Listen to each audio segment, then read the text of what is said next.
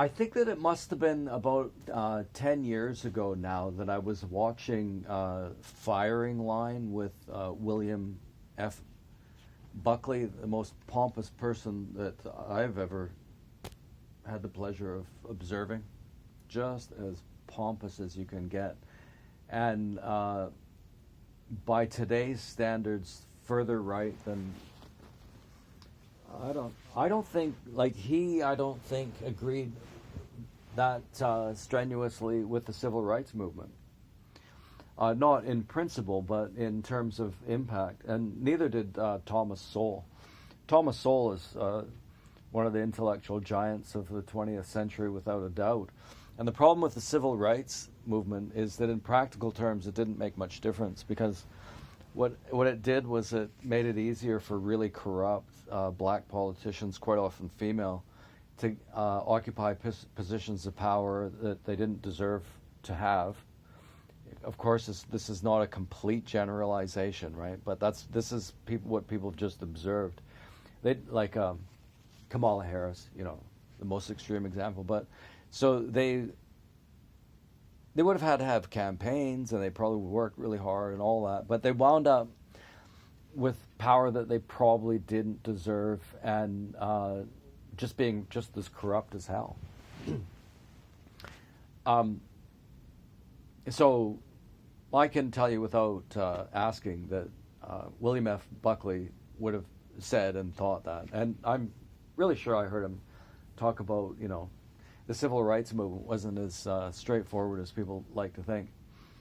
Anyway, so it was about 10 years ago, and I was listening to him, and he was talking to a guy about how indifferent radical feminists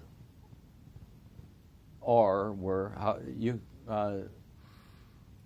choose your tense later, but how indifferent they are to the suffering of children.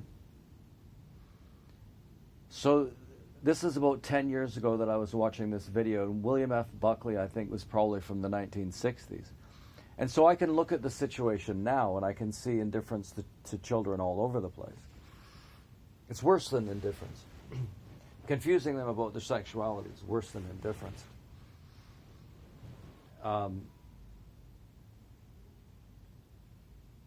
Making arguments against the biological family unit.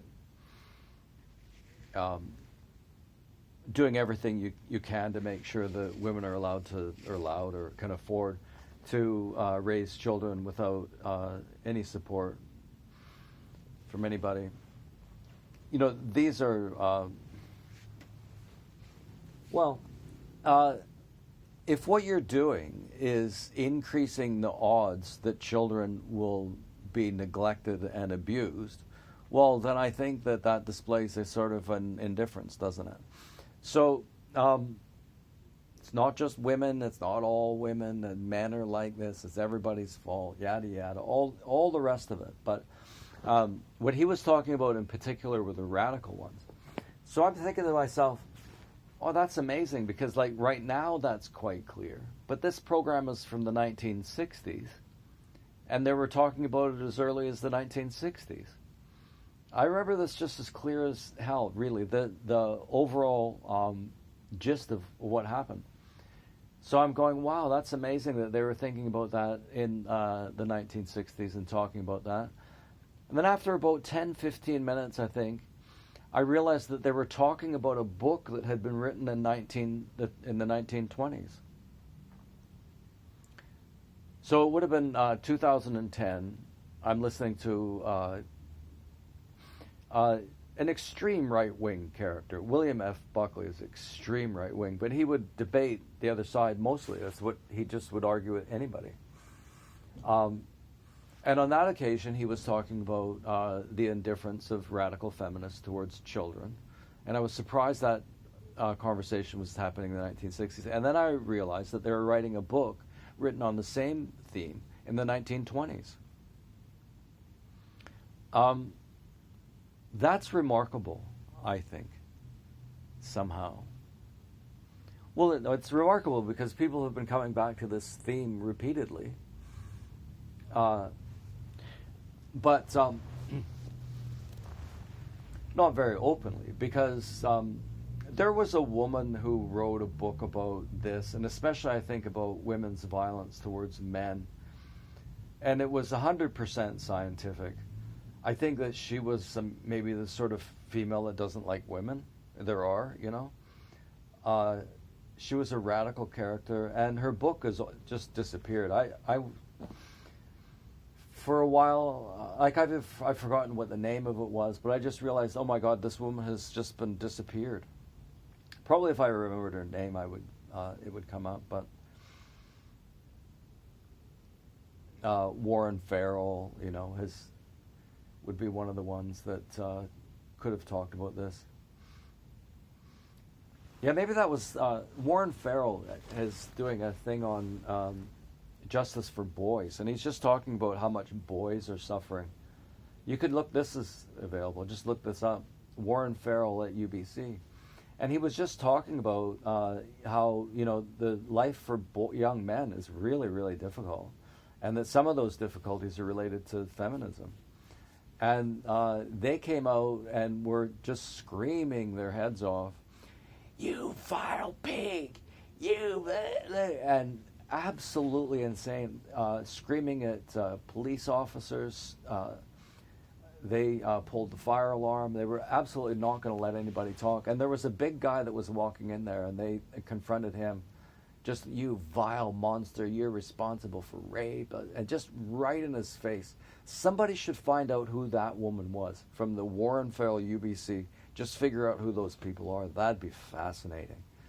Really fascinating. I wouldn't,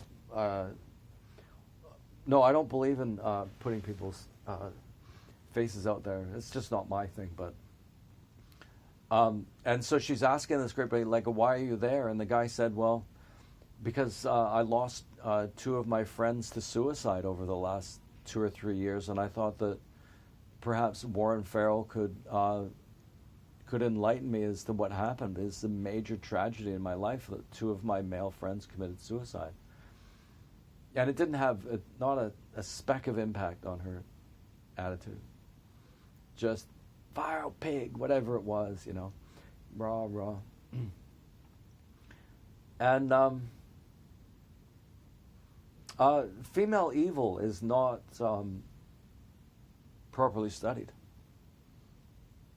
Not as a distinct thing. Like you'll see them talk about like female prison guards, how, you know, they'll have sex with, not everyone, but a lot of female prison guards just have a lot of sex with prisoners. I remember one, they said, okay, I know this.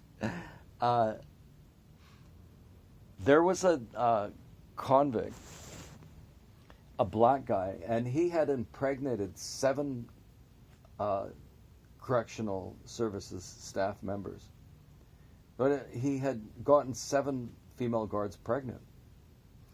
And when it came out for the court stuff, they all said that he had manipulated them and,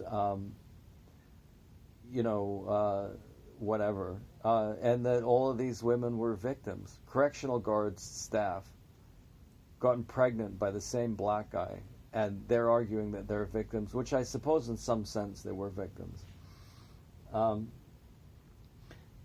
So in a way, for me, there's the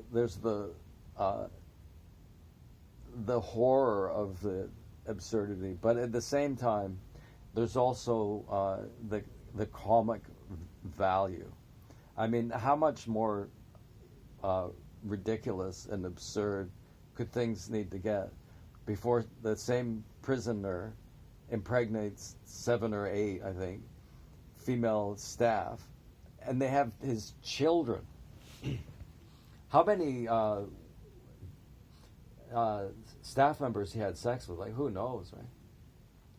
But I don't think that those women are necessarily evil. They just didn't know what their responsibility is. Like, what did you think was going to happen? You put 24-year-old women in a prison full of black inmates. And this is like all over the place. And the other one is, and this gets all kinds of attention, is high school female high school teachers in their 20s. Wow, they go nuts as well. They normally really get in trouble for that, especially if it's like junior high school. One of I think it was like grade 10 or something, and she went to jail, and when she got out, they got married. Okay. I remembered the name. I've been thinking about this topic for a long time. I remembered the name, William F. Buckley, firing line. The most pompous human being ever existed. I swear to God, William F. Buckley.